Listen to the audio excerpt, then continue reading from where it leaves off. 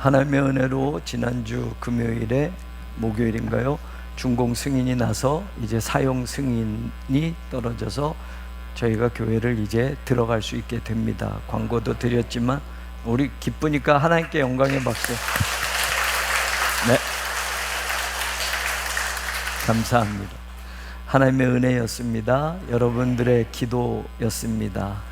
우리 장로님들 늘 헌신하시는 수고도 있습니다.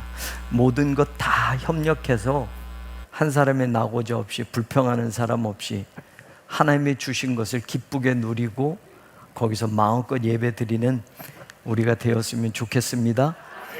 들어가자마자 불평하는 사람도 있을 수 있습니다. 너무 좋은데도 이거 막 하는 사람이 있을 수 있어요. 그러면 불평하지 맙시다 라고 하고 감사합시다 라고 해야 됩니다.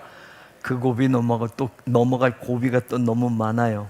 또 그 사이에 항소심 10월 17일부터 재판이 시작이 됩니다. 이제 관리처분 취소 소송도 또 재판 일정이 잡혀졌고, 또 유능한 변호사님들이 우리의 억울함을 분명히 잘 대변해서 재판정에 호소할 거고, 그것도 하나님이 시간이 지나서 반드시 하나님이 기뻐하실 일들을 이루어 가실 줄로 믿습니다. 그런 거 저런 거, 그리고 제 스스로도 생각해 보면서 아브라함 이야기는 너무 많이 했잖아요. 이 본문도 여러분들에게 드린 말씀들 많아요. 오늘 저는 이 아브라함의 이야기를 이런 포커스로 여러분과 한번 나눠보려고 해요.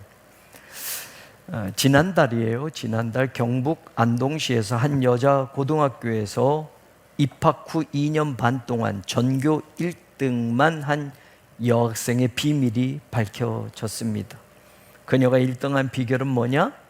시험 문제지를 미리 빼돌려서 답을 외워서 시험을 치렀기 때문입니다. 그동안은 아무도 몰랐습니다. 기간제 교사와 학부모가 공모해서 시험지를 빼돌렸고, 그것을 미리 공부한 여학생은 계속 전교 1등을 해왔습니다. 2018년도에도 숙명여고에 재학 중이던 쌍둥이 자매가 시험지 검토하고 시험지 결제 권한을 지닌 아버지가 교무부장이어서 미리 빼돌린 시험지로 쌍둥이가 하나는 문과 하나는 이과였는데 내신 성적이 전교 1등을 차지해 왔고, 그 사실이 발각되어서 사법적인 처리를 받게 되었습니다. 아무리 어려운 시험이어도 시험 전에 문제지를 미리 알고 답을 미리 외우거나 준비하면 이렇게 1등을 할 수 있습니다. 오늘 하나님도 아브라함에게 시험 문제를 내셨습니다. 시험 문제를 보니 2절이 딱 명확하게 나옵니다. 네 아들, 네 사랑하는 독자 이삭을 데리고, 보면 나오지 않나요? 모리아 땅으로 가서 내가 내게 일러준 한 산, 거기서 그를 번제로 드리라. 이게 아브라함에게 낸 시험 문제였습니다.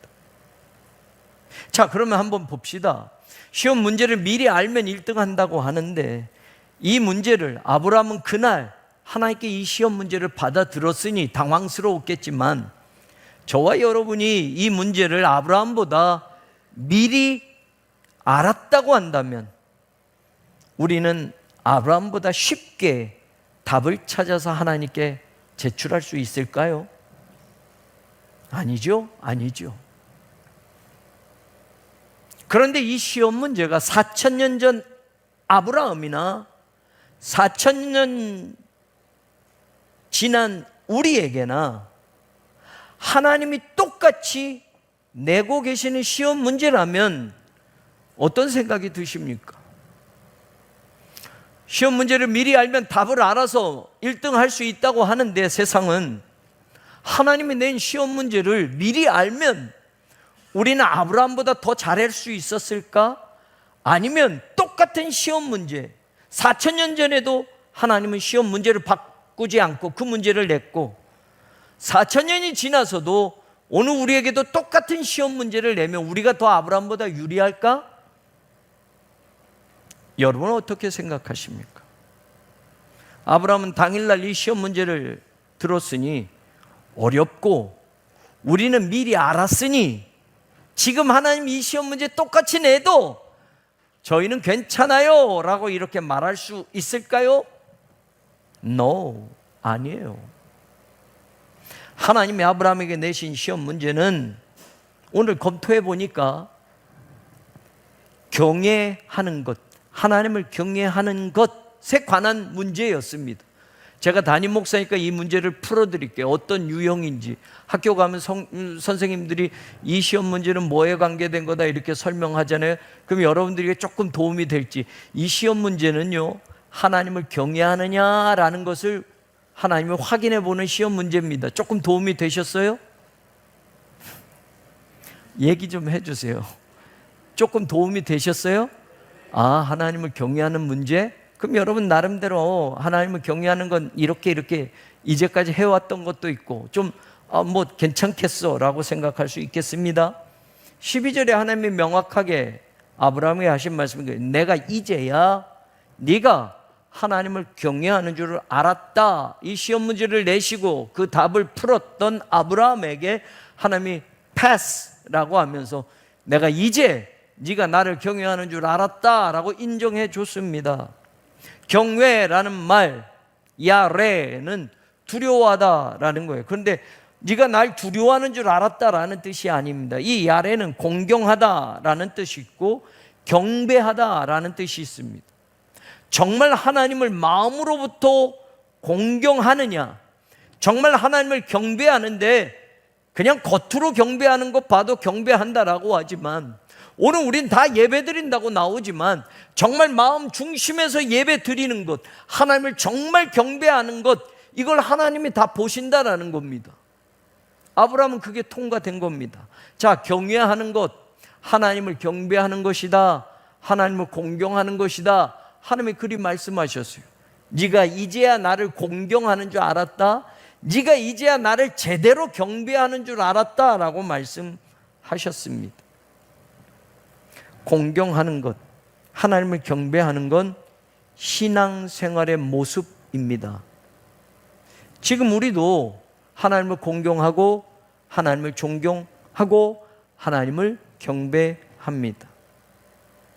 분명 이것은 아브라함에게만 해당되는 게 아니라 하나님을 믿는 우리에게도 너 하나님을 공경하니? 너 하나님을 경배하니? 라는 것은 신앙적인 삶의 안에서 우리가 물어봐야 할 질문들입니다. 우리와 관계가 있다는 말입니다.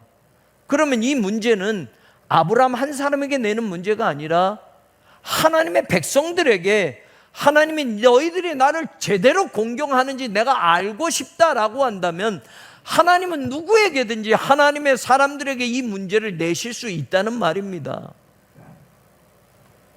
자, 이 말을 조금 바꿔볼게요. 창세기에서는 하나님이 네가 나를 경외하는 줄 알았다라고 해서 아브라함에게 낸 시험 문제는 하나님을 경외하는 것, 공경하는 것, 경배하는 것에 관계된 문제구나. 내가 그래도 30년 교회 다녔으니 하나님 경배하는 것, 하나님 공경하는 것, 이런 문제 나오면 기출 문제를 풀어봤으니 나는 틀림없이 이 문제는 패스할 거야 라고 자신 있게 대답하실 수 있을까? 저와 여러분 하나님 경배하는 거 아닙니까? 그렇게 해왔지 않습니까? 이것을 히브리서 기자는 이렇게 말하죠. 믿음에 관계된 것으로 정의합니다. 히브리서 11장 17절은 아브라함은 시험을 받을 때 하나님이 시험하십니다. 그때 믿음으로 이삭을 드렸으니 라고 되어 있습니다. 믿음으로 라고 되어 있으니 하나님을 경외하는 줄 알았다라는 건 믿음과 관계된 거구나 라는 것을 또 우리가 확인할 수 있게 되는 겁니다. 아이고, 믿음이라면 내가 장로인데, 믿음이라면 내가 그래도 이 교회 담임 목사인데, 믿음이라면 내가 그래도 30년 믿어왔는데 문제 없겠네, 이런 믿음? 아브라함에게 그런 시험 문제 오늘 나한테 내시면 나는 당연히 이 믿음의 문제는 해결할 수 있습니다. 이 문제는 내나 마나입니다. 나는 다 정답 쓸 수 있습니다. 여러분, 믿음, 저와 여러분이 무슨 생활합니까? 믿음 생활하는 거 아닙니까? 히브리서 기자가 이거 믿음으로 라고 하니, 이거 믿음에 관계된 문제네. 그러면 교회밥 먹어보신 분들은 믿음에 대해서 많이 얘기할 수 있고, 믿음이라면 자신 있습니다 라고 하실 분들이 있어야 되는 거 아니겠어요? 문제 유형 다 풀었습니다. 그럼 문제도 압니다. 이 문제 우리한테 내면 나름대로 다 풀 수 있을 것 같아요. 그럼 하나님이 아브라함에게 내신 시험 문제는 하나님을 경외하는 것이고, 그 경외의 근거는 믿음이라면, 그래서 그 시험 문제가 믿음에 관계된 것이라면 이 문제가 아브라함 한 사람에게만 내시는 문제일까?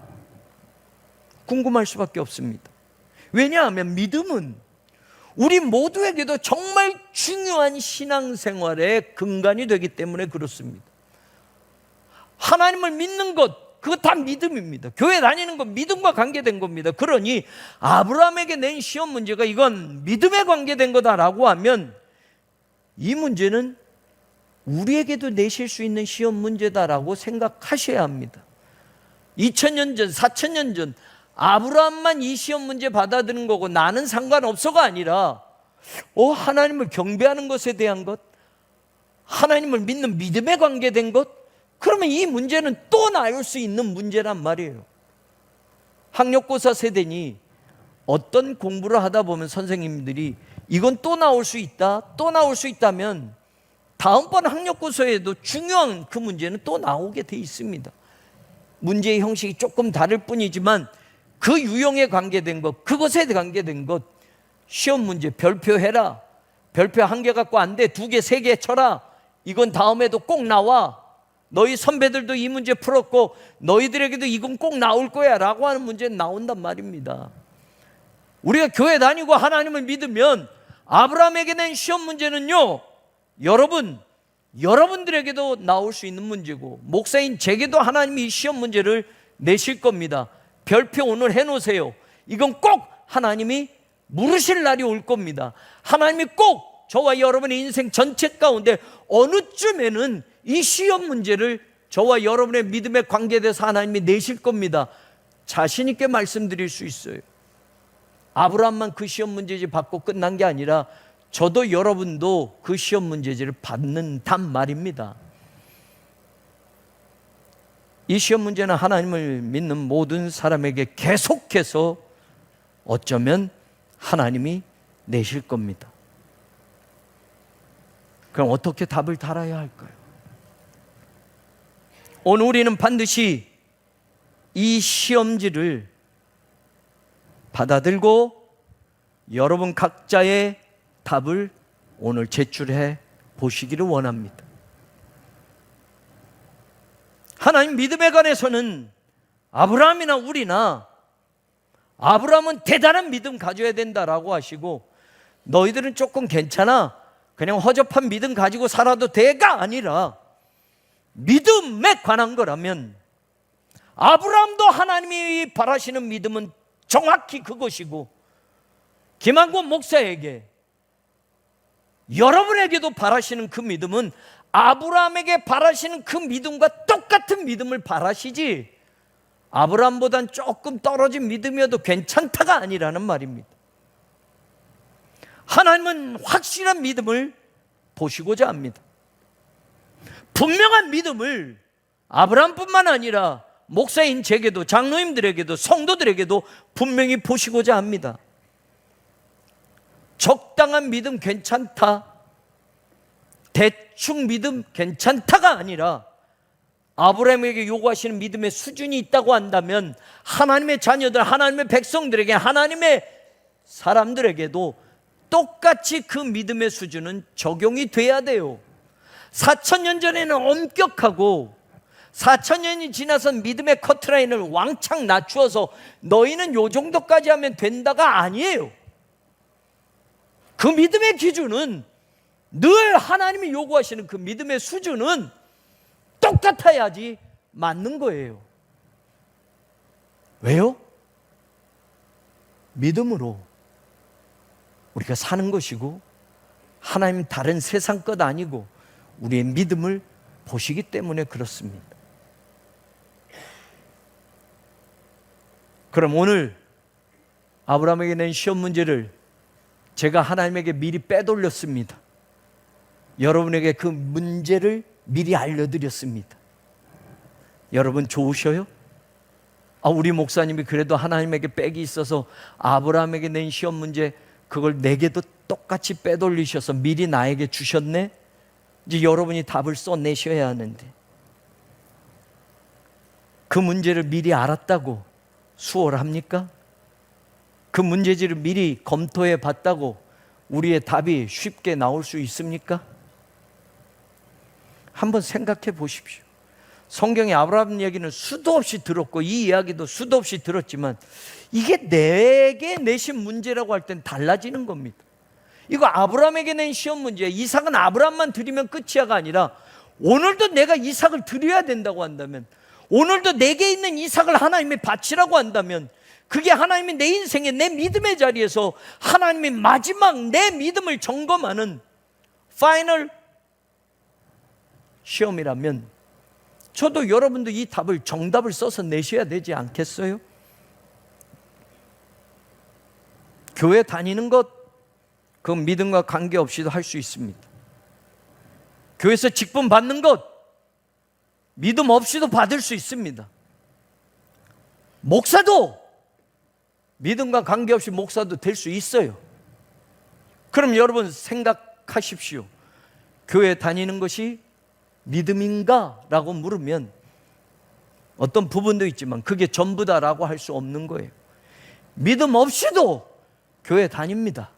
믿음 없이도 교회를 10년, 20년, 30년 평생 다닐 수 있습니다. 믿음 없이도 목사 노릇할 수 있습니다. 그러면 이 시험이 오늘 하나님이 제게 내시고 여러분에게 내신다고 할 때 믿는 모든 사람들에게 거쳐야 할 하나님의 테스트라고 한다면 저는 오늘 목사로서 여러분과 이 시험 문제를 같은 마음으로 미리 한번 다시 검토해 보기를 원합니다. 언젠가는 반드시 하나님이 여러분의 인생이 끝나기 전에 아브라함처럼 이 시험 문제지를 들고 나타나실 겁니다. 그리고 아브라함처럼 내가 하나도 시험 문제 바꾸지 않았단다? 아니, 아브라함뿐만 아니라 이제껏 역사가 지나오는 동안 내가 나를 믿는 모든 내 백성들에게 나는 이 시험지를 늘 제출했고 그들은 답을 써서 냈단다 라고 하시는 그날이 올 겁니다. 시험 문제를 다시 검토해 보기를 원합니다. 2절에 아까 말씀 나눴어요. 네 아들 네 사랑하는 독자 이삭을 데리고 모리아 땅으로 가서 내가 내게 일러준 한 산 거기서 그를 번제로 드리라. 제가 여러분 목사니까 이 시험 문제를 조금 분석해 드릴게요. 이거 참 어렵네. 그럼 둘로 나눠야 됩니다. 네 아들 내 사랑하는 독자 이삭을과 마지막 그를 번제로 드리라. 요건 지금 당장에는 내가 답을 쓸 수 없어요. 요건 떼놓으세요. 자, 그러면 한 가지 이 문제에서 하나님께 조금 어필할 수 있는 게 있네요. 네 사랑하는 독자 이삭을 데리고 모리아 땅으로 가서 내가 네게 일러준 한 산 거기서 요거는 조금 쉬울 것 같아요. 내가 그 아까운 이삭은 하나님께 번제로 드리기는 조금 지금 결정할 수 없지만 데리고 가는 것까지는 해보겠네. 그러면 빵점은 아니겠네. 하나님께 나중에 이 문제를 분석할 때 하나님 번제로 드리라만 있는 게 아니라 문제를 저도 분석해 봤더니 이삭을 데리고 거기까지 간 것도 하나님 점수 좀 주셔야 되지 않겠습니까? 라고 할 수 있겠네. 이건 제가 여러분들의 목사니까 조금 하나님께 여러분들이 나중에 따지실 때 요거 얘기해도 된다는 걸 말씀드리는 거예요. 문제를 우리 목사님이 분석했는데 이 문제의 답은 한 개만이 아니다. 번제로 드리라가 아니라 그 사이에 뭐가 있다. 이삭을 데리고 거기까지 가서라고 하니 그거까지만 하면 빵점은 안 맞을 수 있겠다. 좋죠? 좋아요? 아니, 제가 분석해 드린단 말이에요. 하나님도 요럴 줄 모르셨을 거예요. 이삭을 드려라 라고 끝나고 요거 제출해야지 100점이다가 아니라, 하나님 잘 보세요, 하나님 내 문제를, 자 이삭을 데리고 가서 라고 있잖아요. 거기까지 이삭을 데리고 가는 것까지만 해도 하나님 빵점 주시면 안 되는 거지요 라고 할 수 있다고요. 알겠죠? 나중에 그 문제를 내시면 얘기하셔야 된단 말이에요. 네? 대답 좀 해주세요. 제가 세강교회 교인들에게 묻는 게 아니라 우리 교인들에게 묻잖아요. 자, 문제를 제가 분석을 했어요. 여러분들에게 유리하게 답을 찾도록. 여러분도 아마 여러분들 수준으로는 이삭을 번제로 드리는 것까지 못할 겁니다. 그러면 나중에 하나님이 빵점 처리할 때 얘기하세요. 요거 고개 문제를 우리 담임 목사님 분석해 줬는데 요거 빵점 주시면 안 됩니다. 요거 데리고 가서도 있으니 요것도 점수 주셔야 됩니다. 여기까지는 했잖아요 라고 하실 수 있다고. 그러면 1번의 답과 2번의 답을 두 개로 나눠볼 수 있겠네. 그럼 다시 우리가 만만히 생각했던 거 한번 해봅시다. 2절을 다시 조금 아까 그 첫 번 유형으로 분석하면, 모리아 땅으로 가서 내가 네게 지시하는 한 산 거기서. 1번 풀기, 어허 아직 이삭을 바치진 않아도 되니까 모리아 땅으로 가서 내가 네게 지시하는 한 산 거기서. 그래서 22장 3절에 보니 아브라함이 하나님이 자기에게 지시하시는 곳으로 가더니 라고 되어 있어요. 오, 아브라함 여기까지 문제를 풀었네. 하나님이 분명 내가 지시하는 거기까지 가서 라고 했으니 지금 아브라함이 거기까지 갔으니 요건 점수를 조금 쳐주셔야 된다라는 거예요. 그런데 여러분, 모리아 땅으로 가서, 내가 지시하는 곳으로 가서 라고 하는 게 쉬울까? 그동안 내가 살아온 삶의 방향을 완전히 틀어야 되는데, 모리아 땅으로 가는 게 여러분 우리가 그렇게 쉽게 생각했던 것만큼 우리가 답을 쉽게 쓸 수 있을까? 아니요. 아브라함에게 모리아 땅으로 가라 라고 해서 갔다고 하는 게, 여긴 우리가 쉬워 할 수 있어 라는 게, 여러분 모리아 땅으로 간다라는 게, 오늘 저와 여러분에게 시험 문제를 내면 저 팔레스타인 모리아 땅이 아니라 지금 내가 살아가는 삶의 방향, 그거 중단하고 내가 너에게 지시하는 곳으로 완전히 네 삶의 방향을 바꿔라, 틀어라 라고 할 때 쉽냔 말이에요. 여러분에게 모리아산으로 간다라는 게 하나님이 너 직장을 그만둬라 라는 것이 된다면, 지금까지 내가 살아온 삶의 방향은 그겁니다. 그런데 모리아로 가려면 그 방향을 멈춰야 되고, 내가 살아온 삶을 중단해야 되고, 하나님이 지시하시는 곳으로 하나님의 문제를 풀기 위해서 내 삶의 방향을 완전히 틀어야 되고 바꿔야 된다고 하는데, 그게 쉽냔 말이에요. 직장을 그만두는 게 쉽냔 말이에요. 안 돼요, 안 돼요. 흑석동이 개발이 돼서 이사를 떠난 분들이 많이 있습니다. 또 새롭게 이사 온 분들이 있어요. 그런데 하나님이 시험 문제가 너 이사 간 데서 다시 흑석동으로 돌아오는 거야 라고 하면 그거 쉬워요?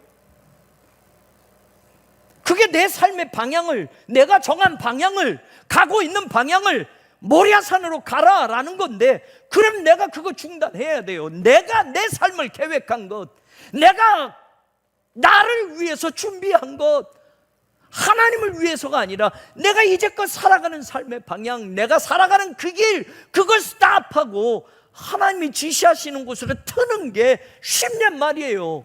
정리하는 게 쉽냔 말이에요. 그게 모리아산으로 가는 건데, 지금 내가 세웠던 내 인생의 계획, 내 인생의 목표, 그거 다 스탑하고 모리아로 가야 되는 건데 그게 쉽냐고요. 우리는 아까 만만히 봤어요. 자, 그런데 그 문제를 더 보면 나 혼자 가는 게 아니라 뭐라고요? 데리고 거기까지 가는 거예요. 아까 그거 쉽다고 했죠. 이삭을 드리는 건 쉽다고 그랬는데, 아니 어렵다고 했는데, 이삭을 데리고 가는 건 요건 할 수 있겠네. 그런데 내가 가고자 하는 곳에, 지금까지 내가 세운 인생의 계획 다 중단하고 하나님이 지시하는 곳으로 가야 되는데 그거 어려워요.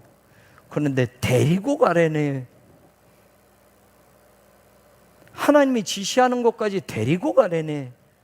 이삭을요. 제가 여러분들에게 물어봅니다. 자식 교회 데리고 오는 거 쉬워요? 모리아 사는 둘째 치고 교회라도 데리고 나오는 게 쉬워요? 아니요. 어느새 커버린 자식들은 집 맘대로 살아갑니다. 뭐 교회 다녀? 목사들 다 거짓말쟁이고 돈 뜯어내려고 그래. 헌금 엄마 속지 마 이러잖아요.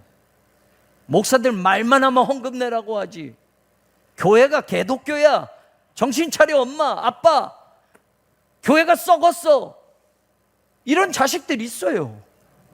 어렸을 땐 교회 그냥 다녔는데 크고 나서는 교회를 비판하고 살아온 가치관, 세상에 물들어 있는 내 인생의 그 기준으로 교회를 바라보고 교회를 비판하고, 교회 가자 아빠 소원이다 엄마 소원이다 해도 그 소원 안 들어주는 자식이 얼마나 많은지.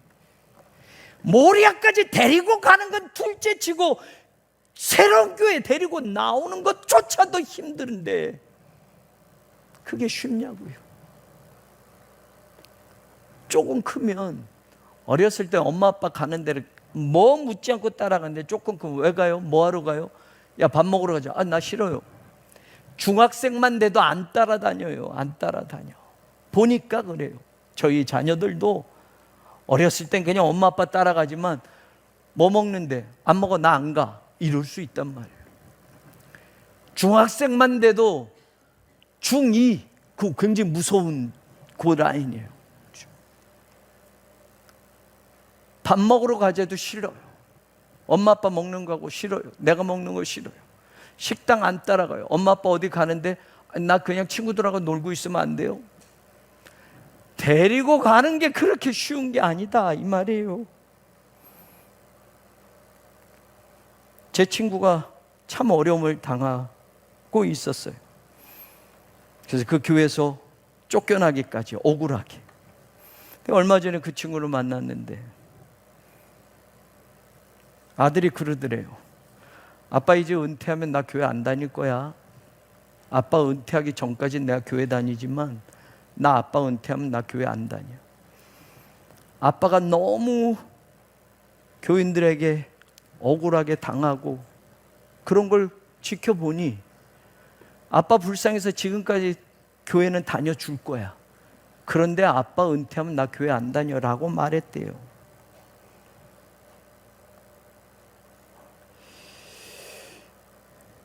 아, 이삭을 데리고 가는 것도 힘들구나. 교회 같이 다니자고 하는 것도 말을 안 듣는데 하나님이 모리아까지 같이 가자고 그러면 그 아들이 가겠나? 그 이삭이 따라가겠나? 천만에. 이삭이 너무 커버려서, 이삭이 너무 똑똑해서. 그러니 여러분, 문제를 제가 분석해드리고 조금 희망적으로 말씀드렸지만 이것도 잘 안 될 것 같아요. 네 아들 이삭을 데리고 내가 지시하는 곳까지 가라. 요건 쉬울 줄 알았어요. 번제로 드리라는 못해도 요것까진 쉬울 줄 알았는데 이것조차도 못할 수 있단 말이에요. 이 믿음의 시험지가 오늘 내게 오면 못 쓸 수 있겠어요. 22장 2절에 다시 분석해드리면 네 아들, 네 사랑하는 독자 이삭을 거기서 번제로 드리라. 이거 참 어려워요. 네 아들이니 100살 때 얻은 아들이에요. 얼마나 귀합니까? 100살 때 얻은 아들. 네 사랑하는, 하나님도 알고 있어요. 얼마나 이삭을 사랑하는지. 이 사랑에는 아브라함은 이 아들과 세상의 어느 것도 바꿀 마음이 없는 거예요. 네가 사랑하는, 애지중지하는, 정말 귀한 누구? 독자라고 되어 있어요. 여러분, 우리가 여러 개 있으면 조금 마음이 덜하잖아요. 10개 있는 데서 1개 주면 그래도 9개 있으니까. 5개 있는 중에서 1개 주면 4개가 있으니까 조금 괜찮잖아요. 근데 이게 자식일 때는, 자식이 10명이라도 1명은 그냥 아무렇게나 돼도 상관없는 게 부모 마음일까요? 저는 3명이 있으니까 아유, 1명쯤 뭐 달라고 그러시면 줄 수 있지. 쉬울까요? 신목사님은 넷이니까 조금 쉬울까? 아니에요. 독자이든 2명이든 3명이든 내가 사랑하는 그 이삭을 하나님의 번제로 드리려네. 네 아들 아브라함에겐 특별한 아들입니다. 100살 때 얻었습니다. 네가 사랑하는 아브라함이 이 세상 어느 것 줘도 이 아들하고는 바꿀 수 없습니다. 내 목숨을 주면, 준다고 하면 내가 내 목숨을 바쳐서라도 이 아들 지키고 싶지. 나보다도 더 귀한 아들 아닙니까? 독자예요. 근데 그 이삭을 번제로 드리라. 중요한 겁니다. 번제로 드리면 없어지는 겁니다. 여러분, 이삭은 내 삶의 전부라고 한다면, 그걸 하나님께 드리면 내 삶 전부가 없어지는 겁니다. 어려워요. 할 수 없어요. 그 이삭이 자식 아니고 조금 낮춰져서 제가 여러분들에게 말씀을 드려도 말입니다. 여러분의 집 한 채를 하나님이 이삭으로 이야기하고 바치라 하면 그거 쉽습니까? 없어져 버리는데. 네가 가진 예금 계좌에 있는 그 돈, 그거 다 바쳐라 라고 하면 쉽습니까? 이삭 대신에 그럼 내가 낮춰주겠다. 하나밖에 없는 그 이삭, 네 삶의 전부라고 하면 그건 내가 양보하고 네 계좌에 있는 그 모든 것들을 내게 바쳐라 하면 그것도 쉽냐고요. 네 집을 바쳐라 하면 쉽냐고요. 네 부동산 전부에서 그거 바쳐라 하면 내 목숨보다는 부동산이 가치가 덜하니까 하나님 봐줘서 그 시험 문제를 이삭 대신에 나한테는 부동산이라고 해서 문제를 내면 그것도 쉽냐고요. 네가 지금 붙고 있는 은행 적금 그걸 다 바쳐라 하면 그거는 아브라함보다 쉽네라고 해서 할 수 있냐고요. 안 돼요. 기껏 삶의 방향을 틀어서 갔는데 거기서 내가 가장 사랑하는 것, 내가 가장 아끼는 것, 그런 내 삶의 전부라고 할 수 있는 걸 하나님께 내어놓아라 하면 저도 안 되고 여러분도 안 될 거예요. 그럼 이 문제를 풀기 위해서 아브라함이 이제 이 문제를 풀어가는 거예요. 이 문제 속에서 저는 또 한 가지 여러분에게 말씀드리고 싶어요. 흔들리는 지점이 있습니다.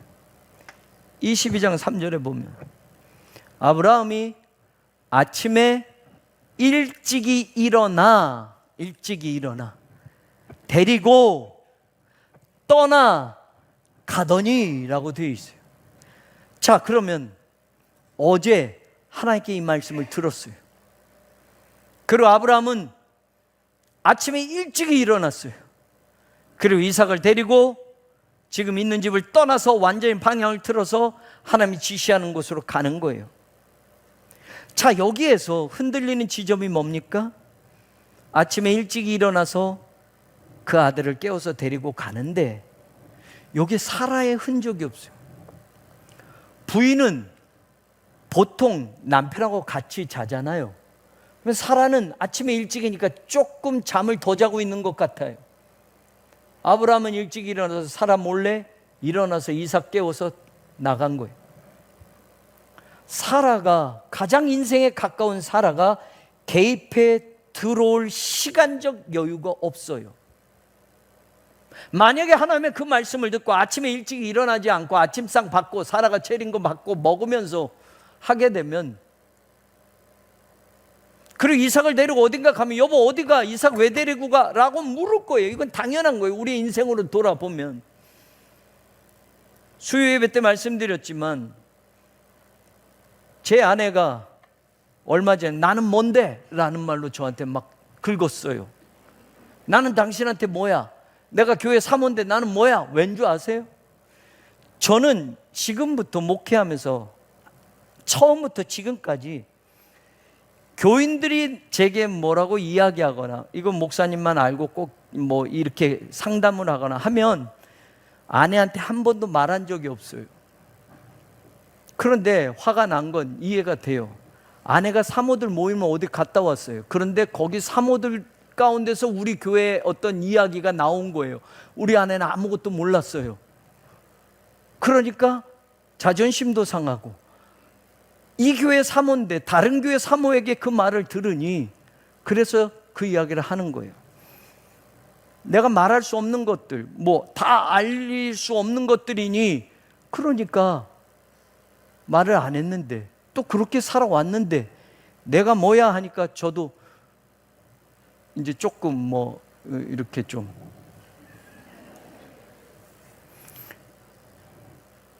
사라가 알면 개입해 들어와요. 여러분, 하나님의 아들 이삭을 데리고 번제로 드리라고 해서 내가 오늘 이삭 데리고 가서 번제로 드리려고 해. 그러면 어느 엄마가 잘 다녀오세요 라고 하겠냔 말이에요. 여보 무슨 소리야? 그 아들이 당신 아들만 돼. 내 아들도 되잖아. 당신 아들 50%면 내 아들 50%야. 왜 당신 마음대로 해? 왜 당신 혼자 결정해?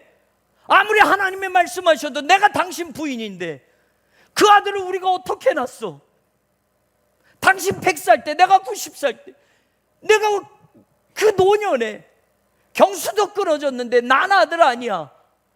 하나님도 너무하시지. 그렇게 어렵게 주셔놓고 왜 갑자기 이 아들을 번제로 바치래? 나는 반대야. 나는 반대. 나 죽어도 못해. 당신 나 죽이고 가. 이럴 수 있지 않겠어요? 네? 당신 무슨 소리야? 안 돼, 안 돼. 당신 그렇게 하려면 나랑 이혼해. 이거 분명히 나옵니다. 실제적인 삶에서. 지분으로 따지자면 당신 50%, 나 50%인데 왜 나하고 상의 안 했어?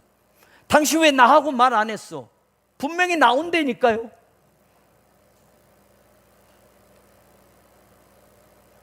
그렇잖아요. 내가 뭔데?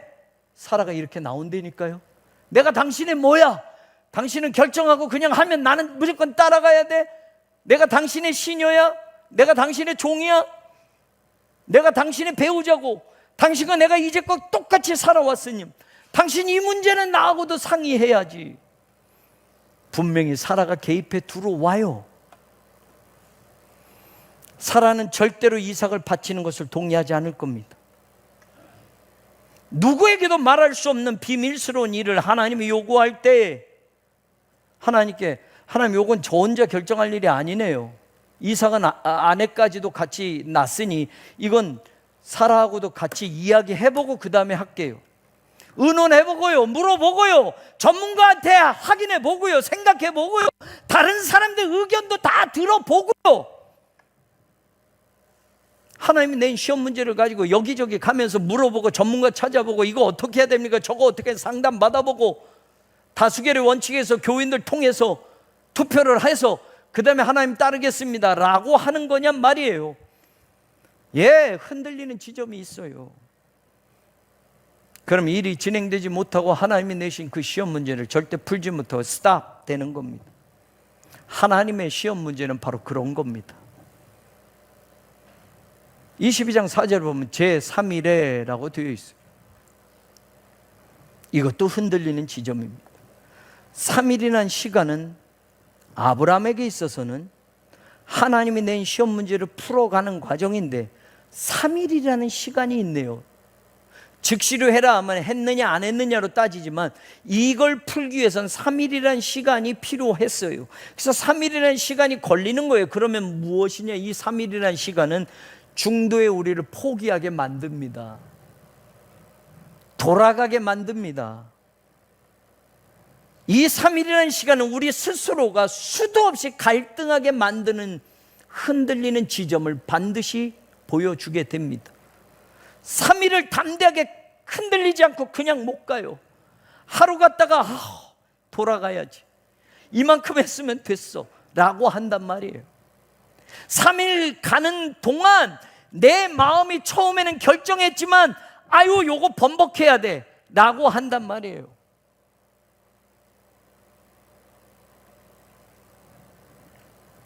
가지고 있으면 처음에 이렇게 하고 싶은데 시간이 지나면 아유 요거 좀 내가 급하게 생각했네, 하나님께 이거 드리고 싶은데 막 그때는 은혜 받아서 하는데 조금 지나니까 생각이 바뀌어질 수도 있는 것처럼 하나님의 시험 문제는 꼭 그렇게 나와요. 우리가 하다가 갈등하게 만들어요. 3일이라는 시간이 걸리면서 우리가 포기하게도 만들어요. 중단하게도 만들어요. 그런 지점들이 있다는 말입니다. 그리고 우리 스스로가 합리화합니다. 아유 그래도 이틀까지는 갔으니 잘한 거야, 그래 이틀 정도까지 간 것만 해도 대단한 거지. 그리고 우리 스스로를 합리화시키는 그런 지점도 나오는 거예요. 건물 준공 승인이 났습니다. 사용 승인이 났습니다. 너무 감사해요. 여기저기서 축하의 전화를 받고 우리 성도들 가운데도 울먹이며 전화를 하시는 분도 있었습니다. 목사님 참 고생하셨어요. 눈물을 흘리며 말을 잊지 못하는 그 전화를 받고 저도 눈물이 터졌습니다. 여러분이 전화를 하셨습니다. 고생하셨어요. 하나님의 은혜죠. 주변에 많은 목사님들 같이 기도해 주셨던 목사님, 특별히 제가 존경하는 목사님 계신데 그분은 자기 교회 새벽 기도가 끝나면 우리 교회 건축 현장까지 와서 돌고 밖에서도 기도하고 그냥 가셨던, 그게 하루가 아니라 꽤 많은 날들을 말도 안 하고 와서 그 먼 거리에서 와서 새벽 기도 끝나자마자 우리 교회 건축 현장에 가서 기도하시고 가시면서 나 기도하고 왔네, 오늘 어디까지 됐던데 너무 기쁘네, 계속 기도하네. 그럼 선배 목사님도 계시는데 주변에서 이제 새로운 교회 힘들지만 또 참아내서 소송까지 잘 하나님이 인도하실 거야 격려해 주시는 분들, 성전 건축의 과정을 지나오면서 우리 장로님들과 함께 기도하면서 이런 문제 저런 문제 생기면 같이 의논도 하면서 힘들었던 지점들이 있었던 것이 사실입니다. 여전히 아직도 그런 지점들이 있고 아직도 더 많은 일들이 있는 것이 사실입니다. 그러나 하나님의 은혜로 이 준공 승인이 났고 이제 9월 첫째 주가 되면 그렇게 그리던 새 성전에서 예배를 드릴 겁니다. 사랑하는 여러분, 하나님이 시련을 주셨고 연단을 주셨고 그래 어렵게 그 과정들을 지나가지만 그래도 하나님이 우리 곁에 계심을 믿으십시오. 우리 새로운 교회를 89년 전에 시작하게 하신 하나님은 사실 89년 동안 한 번도 우리 곁을 떠나지 아니하시고 우리 곁에 계셨던 하나님이십니다. 아브라함에게 낸 시험 문제가 오늘 저와 여러분에게 마지막 내는 시험 문제라면 성전 건축의 과정 속에 이런 일 저런 일, 눈물 흘리는 일, 가슴 아픈 일, 가슴 떨리는 일, 고마운 일 다 생각하면 목사로서 하나님의 은혜라는 것을 붙잡을 수밖에 없습니다. 그러면서 이 본문은 많이 여러분들에게 나누었던 것지만 제가 이 말씀을 다시 생각하면서 성전 건축 준공 승인이 나면서 우리 성도들에게도 같이 나누고 싶은 게 그겁니다. 아브라함은 그걸 다 지나서 드디어 22장 9절에 보니 아브라함 하나님이 그에게 일러주신 곳에 이른지라 라고 되어 있습니다.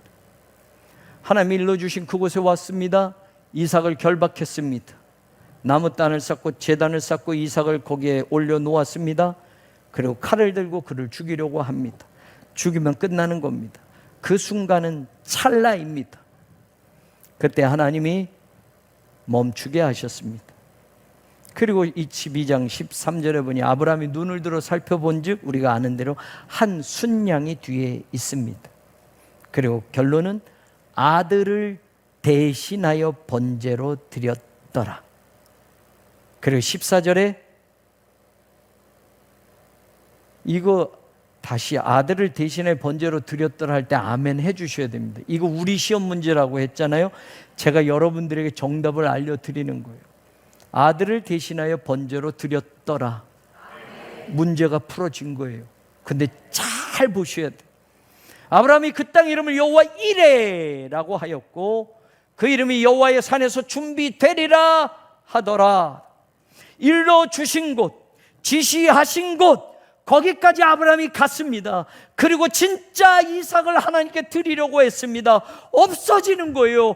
내 인생의 가장 소중한 거고, 나와 바꿀, 또 나를 100명을 나를 대신해도 이 아들하고는 바꿀 수 없는 내 삶의 전부입니다.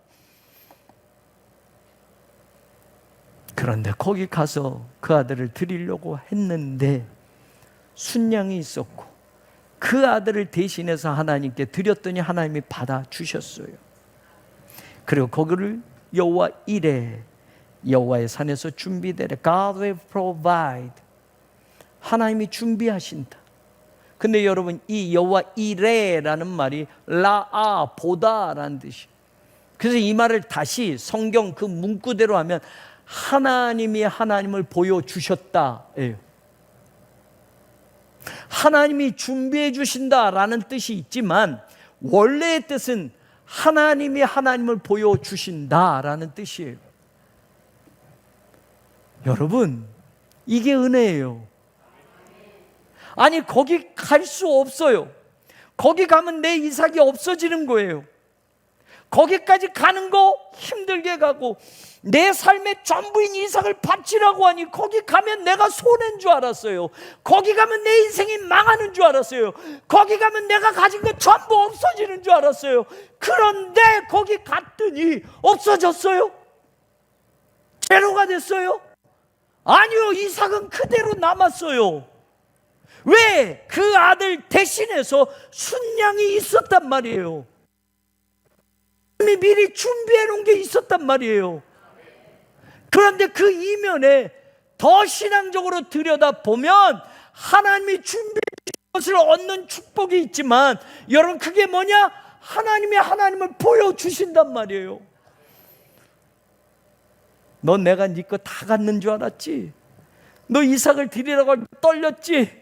번제로 드리라고 할 때 갈등했지? 그거 없어지면 죽을 것 같아 생각하며 여기까지 고민하며 왔지? 근데 아브라함이 그때 아는 거예요. 야, 하나님이 나에게 이렇게 보여주시는구나. 하나님은 이런 분인 걸 안단 말이에요. 하나님은 내가 하나밖에 없는 그걸 빼앗아가는 분이 아니고 매몰차게 그거 나한테 내놔라 하는 분이 아니고 하나님은 하나님을 나에게 은혜로 보여주시는 분. 그 아들은 여전히 내 품에 있고 하나님의 하나님을 보여주신단 말이에요. 저는 이 축복이 저와 여러분의 축복이 되기를 원합니다. 이 문제풀이가 다 끝났어요. 이거 하나님이 여러분의 인생에 내놓아도 떨지 마세요. 왜요? 마지막은 여러분께 없어지는 게 아니고 여러분께 하나님이 다 가져가는 게 아니고 내가 가난해지는 게 아니고 내가 제로가 되는 게 아니고 내 것 그대로의 하나님을 보여주셔요. 그런데 여러분, 보여주실 때 뭐라고 나옵니까? 네가 네 아들 독자까지 아끼지 않았으니, 네가 이렇게 행해서 나한테 아끼지 않았으니. 시간상 더 많이 있었지만 줄여서 말씀드릴게요. 17절, 내가 너에게 큰 복을 주고 내 씨가 크게 번성하여 하늘의 별과 같고 바다의 모래 같게 하리라. 여러분, 그 이삭이 없어지는 줄 알았어요. 근데 그 이삭 100이 제로가 되는 줄 알았어요. 그런데 하나님은 그 이삭 100을 1000, 10,000, 10만, 100만으로 축복해 주신다고 말씀하는 거예요. 네가 복을 받고 네 자식들이 받고 네 자손들이 복을 받게 될 거야. 저는 여러분만 복 받는 세대로 끝나지 않기를 원합니다. 여러분의 아들, 딸도 복을 받아야죠. 여러분의 아들, 딸만이 아니라 여러분들로 시작된 그 모든 자손들이 아브라함의 그 복을 받기를 원합니다. 아브라함에게 똑같이 그 시험 문제를 내고 그런 축복을 주셨다면 오늘도 하나님은 똑같이 그 시험 문제를 내신다니까요. 그런 날이 온다니까요. 그러면 여러분 떨지 마시고 제가 말씀드린 그 정답대로 하시면 됩니다. 이거 기출 문제예요. 제가 빼돌려서 여러분들에게 미리 말씀드리고 정답까지 오늘 말씀드렸어요. 중요한 건 뭡니까? 거짓은 아니에요. 진실하면 돼요. 네가 이렇게 행해서, 네가 나한테 정말 아끼지 않아서 내가 너에게 축복한다. 그 복이 여러분에게, 여러분의 자식들에게, 여러분의 자손들에게 임하기를 주의 이름으로 축원합니다. 내가 손해난 줄 알았는데, 내게 없어지는 줄 알았는데, 내가 망하는 줄 알았는데, 거기 갔더니 하나님이 준비해 두신 것은 상상할 수 없는 축복이었고, 거기 갔더니 하나님이 하나님을 보여주시는데, 와우, 하나님 이런 분이셨나요? 하나님 정말 이런 분이셨군요. 그 하나님의 은혜에 감격하고 또 감격하고 또 감사하는 것이 우리 신앙의 그 자리가 될 것입니다. 그 믿음으로 하나님께 살아가기를 주의 이름으로 축원합니다.